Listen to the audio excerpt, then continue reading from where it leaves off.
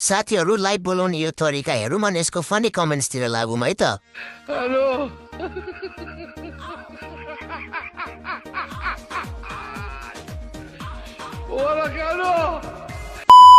और अभी तो रुको, क्लाइमैक्स अभी बाकी है। आऊ आऊ आएर 2 पोका दुध लिएर जाऊ। मेरो नि त्यत्रो कहिले होला? कोई तरीका है भीख मांगने का? आज भैँसी धुने मान्छे कहाँ गएछ? 1 मिनेटमा 5 इन्च बढ्यो। ओएमजी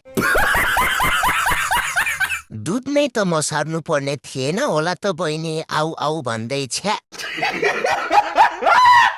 साना साना नानी बाबुहरू आन्टीकोमा बुबु खान जाऊ।